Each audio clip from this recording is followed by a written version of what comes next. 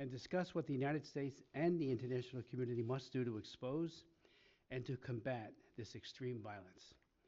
These horrific crimes are at times trivialized or falsely portrayed as myth, rumors, or misinformation, but they are very real. Our distinguished witnesses today will bear witness to the unthinkable physical and psychological agony committed against innocent victims by witch doctors and human traffickers. I would note parenthetically, I first heard about many of these practices on a trip to Lagos back in the year 2000.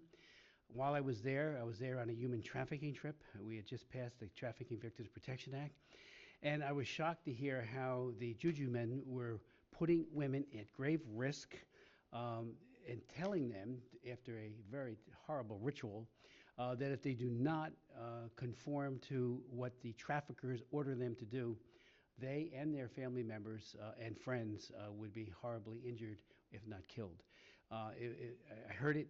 I had not heard that before. I brought it back to the TIP office and raised it in several of our hearings as something that we need also to be pushing hard against. And this is the same, but even worse, not worse, but similar in many ways, but this is directed at other outcomes. Crimes of ritual abuse and sacrifice involve mutilating and usually murdering victims to remove certain body parts, bodily fluids, or organs for use in sadistic rituals. These rituals are commonly ordered by people who believe that conducting these horrific acts will somehow bring them wealth, health, or other good fortune. Much of this abuse happens while the victim is still alive and without anesthesia, and many die afterwards from shock, pain, or blood loss. In sub-Saharan Africa, we know that these crimes are especially prevalent around election seasons, when many children and adults go missing, never ever to be found, or to be found dead and body parts missing. This is because to this day, some politicians use rituals to gain power. Tragically, children and women are especially vulnerable to this abuse and are particularly sought out by the perpetrators of these crimes. Many rituals abuse or sacrifice innocent children. Albino people, particularly albino children, are at the very high risk of being kidnapped, trafficked, and abused for the sake of certain rituals. In Africa, it is estimated that hundreds of thousands of children each year are victims of ritual attacks in some form. It is absolutely unacceptable that these crimes continue to occur, affecting so many vulnerable children and robbing them of their futures. And it is deeply disturbing that cases continue to be underreported and inadequately addressed by law enforcement.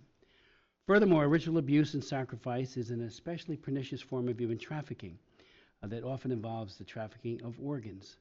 Last Thursday, our subcommittee had a hearing especially focused on child trafficking, and we heard from one of our witnesses, Jean Lankin, a survivor of both the Rwandan genocide. Matter of fact, she saw her father killed at the age of 10 right in front of her. She was a Tutsi. And child sex trafficking, that organ trafficking is especially prevalent in the trafficking of children, but is so often overlooked. Organ trafficking for use in rituals is a worldwide phenomenon. However, traffickers even go so far as to set up warehouses to sell human flesh. We must do more in our anti-trafficking efforts to specifically address these heinous crimes. While we need to better understand what we can and must do to end this egregious crime, this past March, the House voted 413 to 2 to approve legislation that I authored, known as the Stop Forced Organ Harvesting Act of 2023. The bill, also co-sponsored by Chairman McCall, Kathy Manning, Bill Keating, French Hill, and others, does the following. It amends the Foreign Assistance Act to require reports on forced organ harvesting and trafficking in persons for purpose of removal of organs in foreign countries. The imposition of serious sanctions on any person the President determines funds, sponsors, or otherwise facilitates forced organ harvesting or trafficking in persons for purpose of the removal of organs, civil penalties that include up to $250,000, criminal penalties that include up to $1 million, and imprisonment for not more than 20 years or both, and sanctions that include blocking and prohibiting all transactions in property and interest in property, and making such persons inadmissible to the U.S. and ineligible to receive a visa. And we need to make sure that we do more on this particular issue, which is exactly why we're having this hearing.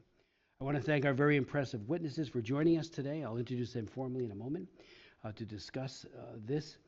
abuse. We are very, pardon me, very thankful to have Dr. Alan White, an expert on how and why these crimes are occurring, especially in Western Africa.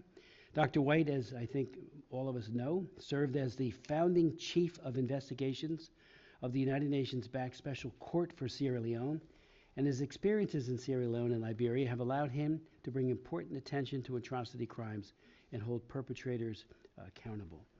It's essential to listen to the voices of survivors and those who aid and help those survivors. So we have very, very capable and knowledgeable experts, again, who I will introduce just in a moment.